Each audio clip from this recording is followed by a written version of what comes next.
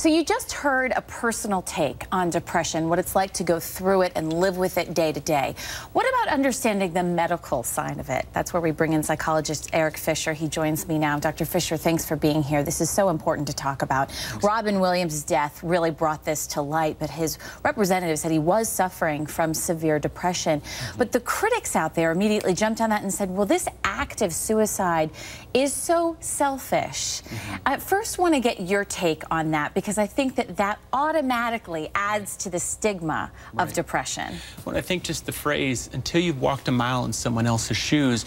I work with a number of people who are depressed, who have had suicidal issues, and it's very challenging because for them, I see their bravery in living every day when they don't feel like there's anything to live for. It takes courage to live through that. It takes strength to live through that, and I don't think people see that. There is a neurophysiological reason behind depression, and we have to look at that, but also there are reactive reasons for depression. People who go through abuse, trauma, neglect, abandonment, their parenting issues, there's even temperament and how we're wired as an individual that as we come to this world that might make us more sensitive to emotion and how we react to emotion. So judging that from the outside, having not a true understanding, to me, it's a sign of ignorance and arrogance to me that I think we have to look at and get beyond to find the truth of what's going on. Well, and the question is the medical side of depression. How do you know if you're just in a bad mood for a long time and you have a chemical imbalance and it is clinical depression? How can you tell between the two? Because as I discussed with Kat, it's difficult that you don't have an x-ray, a scan to say, here's my disease, as you would with cancer. Right. Well, there are some techniques that they're looking at. They're exploring looking at how brain mapping and things to see if they can show different areas of the brain that might be representative of depression. But the issue is, you know, usually prolonged times of sadness.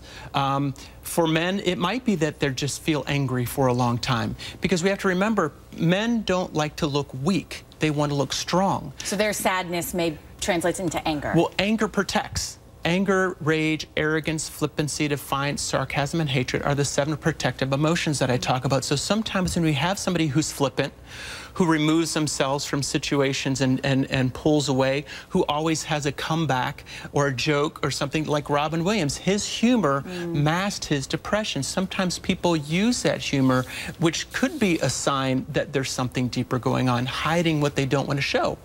One thing that Robin Williams said is he talked about his addiction more than he talked about his depression, because it's almost more fashionable for a man to have an addiction because, hey, he can kind of laugh that off and it's part of drinking and this and that, which I think in our society we almost see as more acceptable, unfortunately, than we see depression, because we see depression as weakness, and it's just not the case. And then let's talk about the suicide angle, because you had a picture that, if we had this picture, it was tweeted out, and it showed one of his famous characters, Genie in Aladdin, and he's being hugged by Aladdin, and it says, "Genie, you're free." It was seen by millions and millions of people via social media, and what's interesting to me, and I had this first reaction, this is quite the misconception, and I know psychologists have said this, of what suicide, what the answer is, and what happens after suicide. Why would you think this sends such a bad message? Well, the idea that he's now released from his pain and he's in this wonderful place. And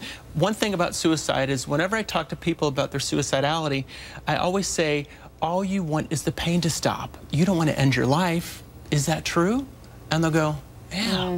But it's getting that pain to stop. The core emotion to depression is hopelessness.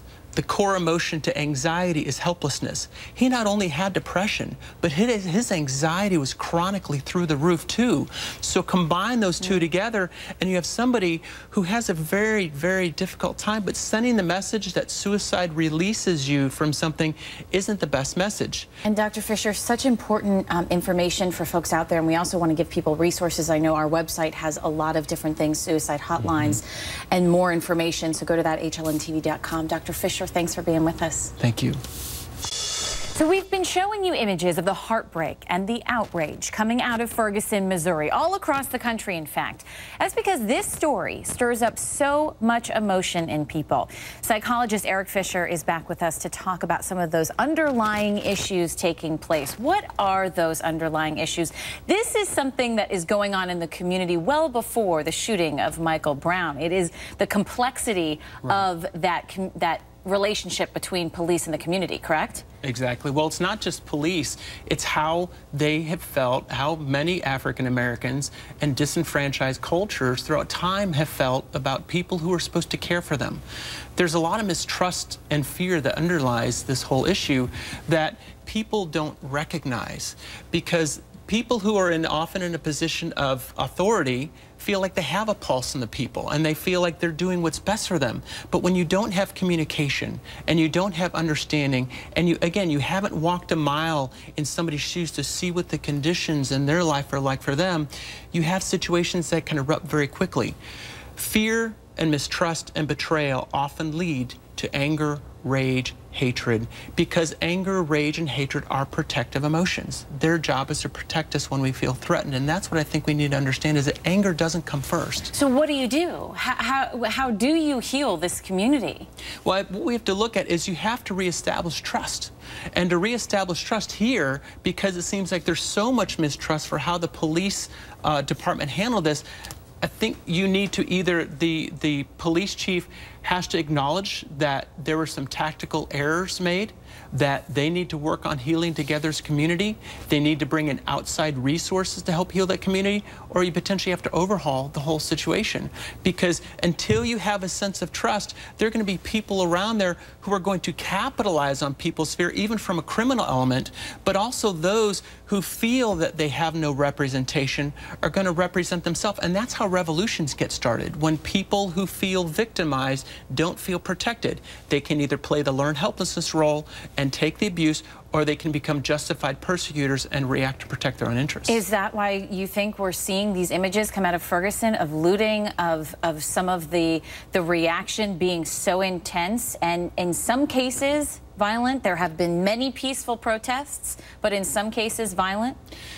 Yeah, because, well, you have to see that, what have they seen about people who are going to help them? So in some ways, people who loot, like I said, there's a criminal element to some of that. There's also an element that says, I need what I need, and I can't get those resources right now. So they feel justified in doing what they do too. And this is pandemic around the world when these situations happen. This isn't specific to this or this culture. So we have to realize that we have to see the wisdom in understanding emotions drive this. Emotions are driving the reactions. Emotions are driving how the people feel, react, and respond. And it's a long-term situation to really resolve this, because this is a generational issue. Do you think that social media plays a huge role in how this has escalated so quickly and so rapidly? We've seen this in revolutions all across the world, that social media has driven it. Do you think that was the case here? I wouldn't say it's driven it. I'd say it's been a piece of it. You know, we have all these pieces that contribute to an outcome, and part of my job as a psychologist and our job as psychologists is to look back and look at what led to the outcome so that we can prevent those situations from happening. Social media is definitely a piece, but I think, again, we have to see that there's a great deal of culpability in how people who are managing that situation could have managed it more effectively, which really needs to be a really close look at these situations. Dr. Fisher, as always, great to have you, and thanks for your insight on this. We appreciate it. Thank you.